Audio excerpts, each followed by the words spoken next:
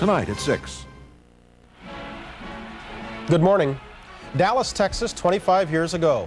Scenes from John F. Kennedy's trip to Dallas, a trip that ended in tragedy, a trip Americans will never forget. Those who still remember and those who mourn his loss are marking the 25th anniversary of JFK's death. Many are expected to file past his grave at Arlington National Cemetery, where the Kennedy flame still burns today, Tuesday, November the 22nd, 1988. From NBC News, this is Today with Bryant Gumbel and Jane Pauley. Good morning. Deborah Norville is joining us while Jane's on vacation. Welcome to Today on a special Tuesday, one mourning the loss of a special man 25 years ago today. Across this nation, John F. Kennedy is going to be remembered on this day as Americans recall his all-too-brief presidency and reflect on what might have been. And we'll do a bit of that this morning, starting in just a few moments with one of those closest to JFK and who knew him best, his longtime aide Ted Sorensen. And then later with a look at some letters mourning his loss. And then on After 8, we'll see how the Warren Commission report on JFK's assassination is held up over 25 years. Deborah? Weather later, here is Bryant Gumbel. All right, Willard, thanks. 7:10 now, and on Close-Up this morning, the words of JFK. For 11 years, Theodore Sorensen worked side by side with JFK as confidant, troubleshooter, idea man, and wordsmith.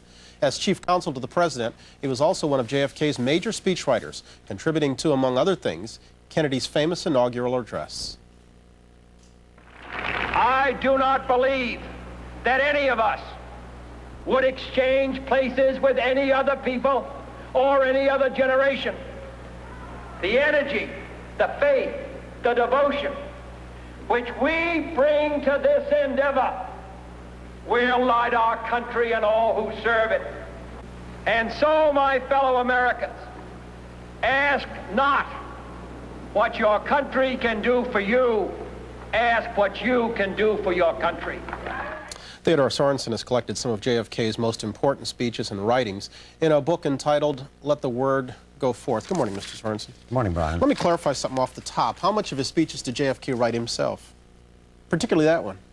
JFK was the author of all of his speeches in the sense that he made the decisions that were reflected in the speeches. They were his policies. He took the credit or the blame depending upon how they went over with his audiences. He didn't pretend that he had time to write every word, and it was known that that was one of my duties to assist him.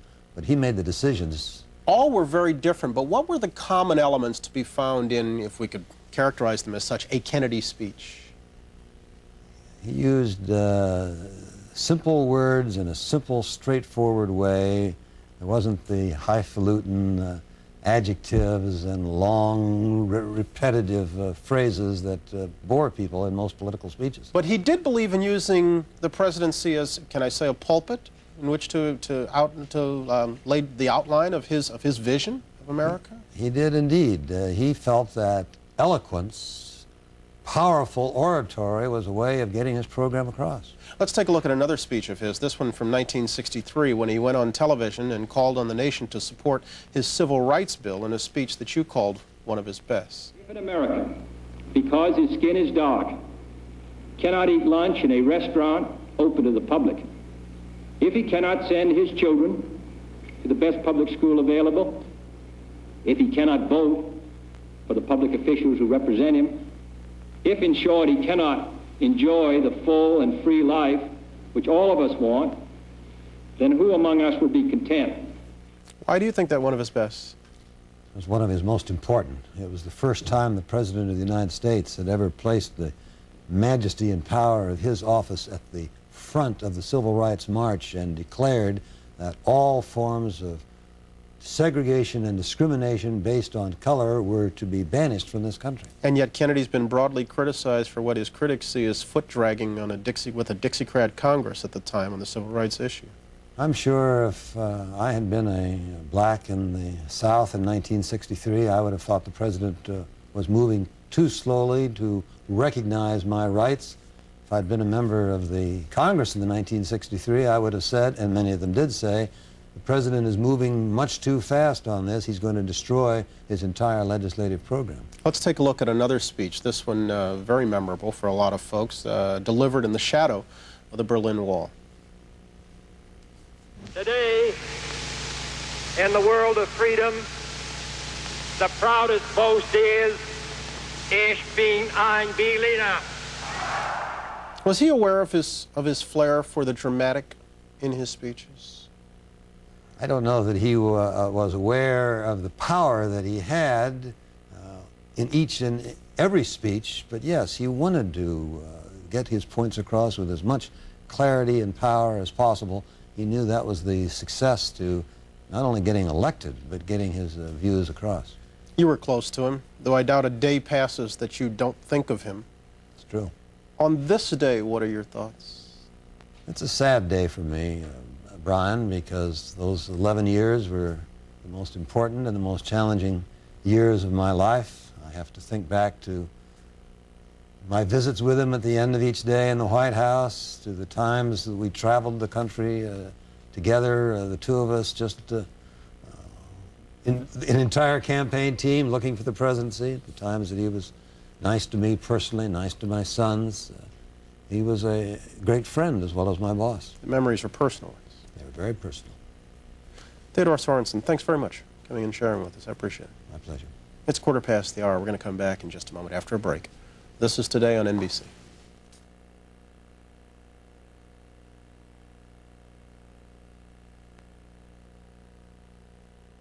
Back now at 8 o'clock on a Tuesday morning, 22nd morning of November of '88. Straight ahead in this hour, the question that's been asked and explored for 25 years now: who shot JFK? There have been two official investigations, but still many Americans aren't comfortable with the answers they're getting. On After 8 this morning, we'll talk with two men who took part in those investigations and who can't agree on an answer. And our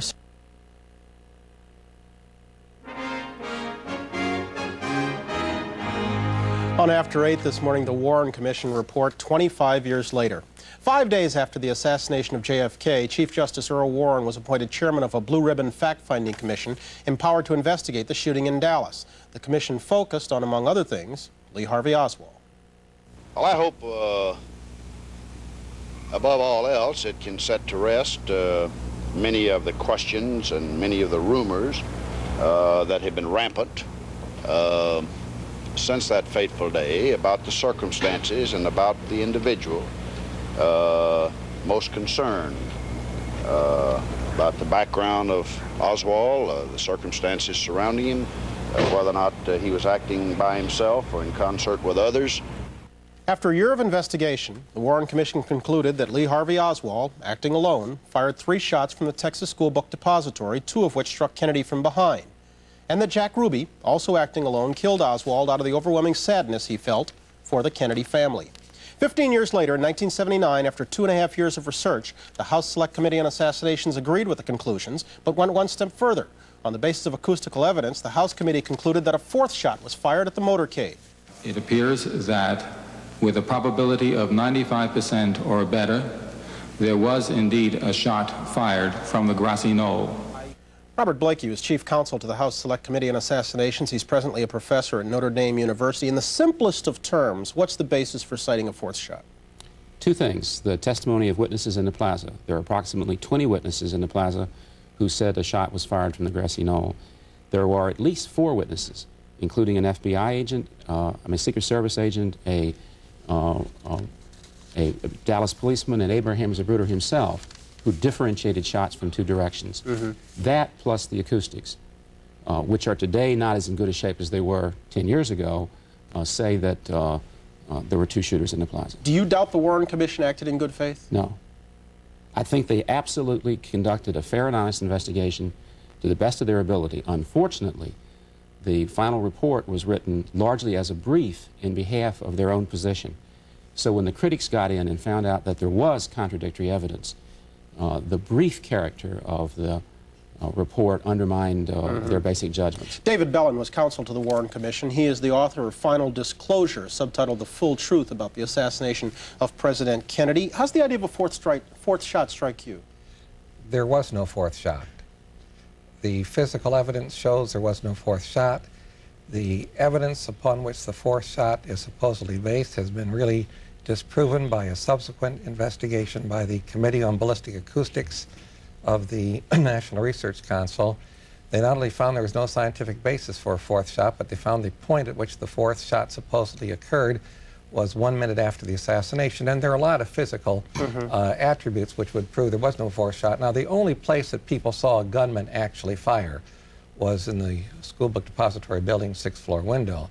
There are witnesses, as Professor Blakey suggests, who thought they heard shots from different portions of the territory because of the reverberation effect of a plaza surrounded by high buildings, but in truth there is no physical evidence supporting a fourth shot. I ask you both, why to this day do you think a good number of Americans continue to speculate about conspiracy and continue to doubt the findings of the Warren Commission report? My answer is that part of it is the kind of books that they've had to read. The books that they've had to read have been a marshaling of evidence in behalf of one thesis and a failure to deal with the alternative evidence. That's number one. And number two is I don't think most people have actually read the primary documents, the stuff that David worked on or that I worked on. And three, I think a lot of people can't accept, I mean, even if it were true, can't accept the fact that a man like John Kennedy could be brought down by, just one guy. Well, by a man like Lee Harvey Oswald. I think I would concur in part with what Bob Blakey says. I think there's another reason also. Every trial lawyer knows that when you have a sudden event with 2 or more witnesses, you're going to get 2 or more different stories.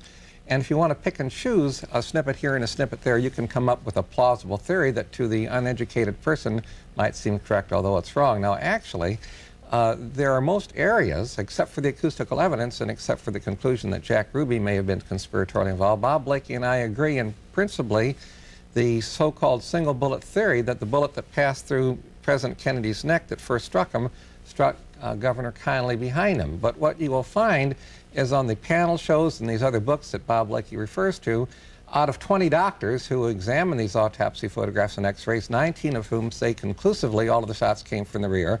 The person that's picked to be on television is the 20th, the man who will, I say everyone is out of step but John. And so when you have that kind of a situation, you can understand why people are misled. You people need controversy, and that's part of the problem. When you say you people, you're talking about TV people? The media. In general? You need controversy and you need balance. So what happens is you'll present the quote, the official position, and then you'll give an alternative. And by giving it the way you do, it appears to be an equipoise. And people then choose based on their preconceptions rather than the evidence. I'm not going to scold, but I wish you wouldn't so loosely use the term you. If you could have, you lived with this, you studied it, what one question is still unanswered? The acoustics. To your mind? The answer is the acoustics need additional study. David and I, in fact, have agreed that if we could spend more time on the acoustics, that we could verify. What the NSF panel did is they came up with evidence inconsistent with ours, not that refuted it. There is additional evidence in the plaza that's credible. But by calling into doubt one part of the report, don't you really almost disqualify? No, you don't think so. Absolutely. Do you think so? Well, I think this, that I think that Bob Blakey would agree that there is absolutely no valid evidence of a fourth shot but for the acoustic evidence. No, I don't. There is eyewitness and ear witness testimony in the plaza, some 20 people. He doesn't seem willing to accept that. Well, the 20 people did say they heard and saw it from the grassy knoll. Why isn't that good enough for you? The basic fact is that all of the physical evidence came from the rear, and the only outside scientific basis for claiming... But David, you can't say that you have to have physical evidence. Eyewitness testimony is enough. You'll have to let me finish, Bob. If basically the only people that actually saw a gunman fire saw him from that building, if you go in and you find by that window cartridge cases that match the rifle found in that building, and the rifle in turn matches the bullets found, you say, well, people thought they heard something. That's true. Did you hear from the same witnesses that his committee heard from? As a matter of fact, the Warren Commission actually included portions of statements from people that said they thought they heard it coming from the grassy knoll area. But it turned out that the audio recollections of the witnesses were not nearly as accurate as what people saw. But they were there, and that's the problem. They said there was no credible evidence of 2 shooters. When you went into the testimony, you found out there were 20 people who say they heard it from the grassy knoll. And they differentiated. They didn't not know. They differentiated between the depository and the grassy knoll. Am I correct that the House committee found a link between Lee Harvey Oswald and organized crime? Granted, a loose link. Very loose association. They said no associations, no conspiracy. We found associations, and in light of the plaza, physical, and other evidence, we set a likelihood of conspiracy. Why didn't the Warren Commission cite that association? The association, if any, was so collateral that there was really no evidence to show any positive association. What we did cite, by the way, was the fact that Oswald was not only the lone gunman who killed President Kennedy, but he was also the lone gunman that killed Officer Tippit. And in my book, Final Disclosure, Bob, let me finish now, that I call the Tippit murder the Rosetta Stone as to why you can be sure beyond a reasonable doubt that Oswald was also not only the murderer of Tippit, but the murderer of Kennedy. There's also some evidence that there were two people involved in the Walker shooting that they didn't talk about. The other fact that I think is awfully important, we made a major mistake in the Warren Commission investigation. We had it as a secret investigation. I'm absolutely convinced, Byron, if I can call you Byron, please, that if the press, if television, if the newspapers, if the radio would have been allowed to be present at the time the witnesses actually testified, the people that saw the gunman fire, the people that found the cartridge cases, the people that found the gun. You say that would have satiated television's appetite, or the public's appetite. Not only would it have David, what it would have done is it would have put so much evidence, largely uncredible, in the public record that it would have been a disaster. What it would have done... We conducted 30 days of public hearings, and those 30 days of public hearings, he conducted one on the Warren Commission, none on the Rockefeller Commission. We conducted 30, and those 30 days did not lay people to arrest. Obviously, we're not going to settle this. Just answer some questions for me in yes/no fashion, if you would. In yes/no fashion, if you would. Did Lee Harvey Oswald kill Jack Kennedy? Yes. Did he act alone? Yes. Lee Harvey Oswald killed Jack Kennedy? Absolutely. Did he act alone? No. Professor Blakey, Mr. Bellin, gentlemen, thank you. Thank you for being here, Byron. 8:22. We're back in a moment after a break. This is Today on NBC.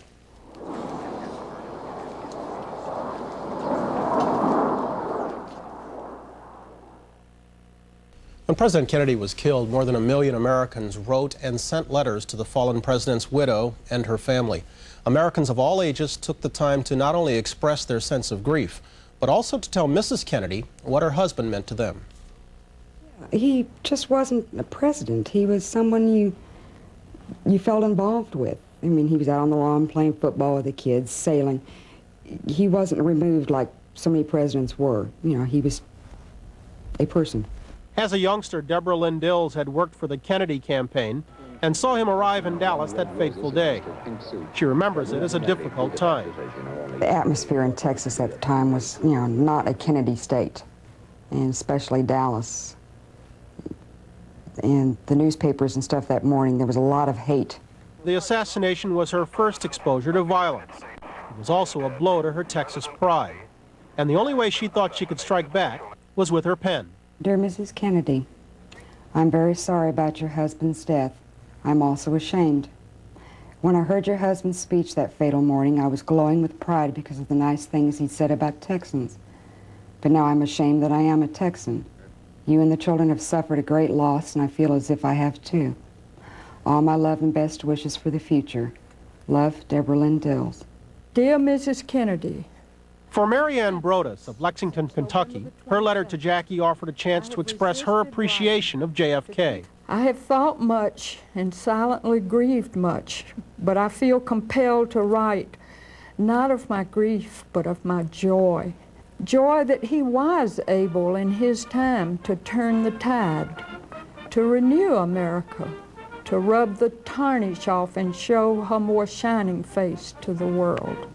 He died because he believed in he didn't just talk about the Pledge of Allegiance, he believed that we needed to have liberty and justice for all. If an American, because his skin is dark, cannot eat lunch in a restaurant open to the public, if he cannot vote for the public officials who represent him, then who among us would be content? As student council president, high schooler Peter Manzo wrote the First Lady about his fallen hero. With the shot of a rifle died a friend who loved the youth, our friend. It is my judgment that there is no career that could possibly be open to you in the 1960s that will offer to you as much satisfaction, as much stimulus, as little compensation, perhaps financially, as being a servant of the United States government. I had always been interested in political ideas, but the idea of achieving those political ideas, taking part in the process, that was a personal thing I got from Jack Kennedy. Dear Mrs. Kennedy. In her letter, Virginia Chatwin noted that her affection for JFK stretched back to his first congressional bid. Many dear memories tied our president to us, for we can recall him even as a young congressman. At a time of great loss, Americans chose not to dwell on how Kennedy died, but rather on how he lived. They wrote of values, hopes, and shared dreams, and extended common courtesy in uncommon numbers. If there is ever anything in this world, one small thing, which any of us could do for you, or Carolyn, or John, no matter when or what, please do not hesitate to ask us. With deep sorrow and affection, Mrs. James Chetwynd.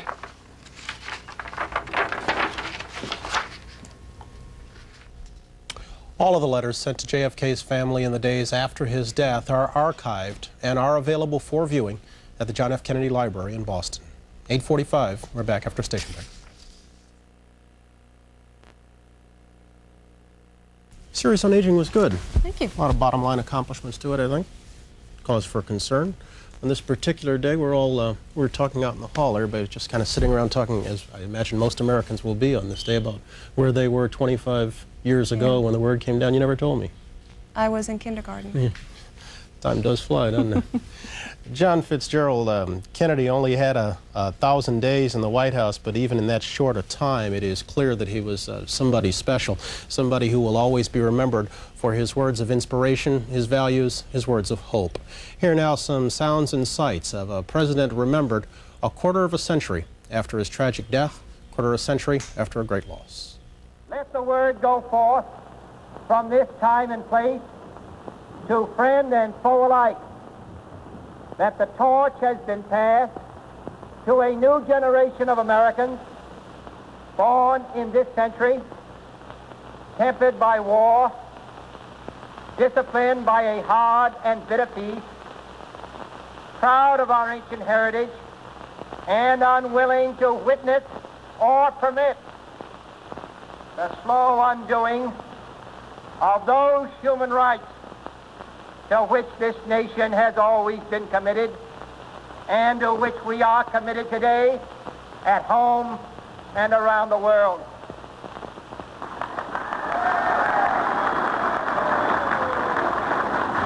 And so, my fellow Americans, ask not what your country can do for you, ask what you can do for your country.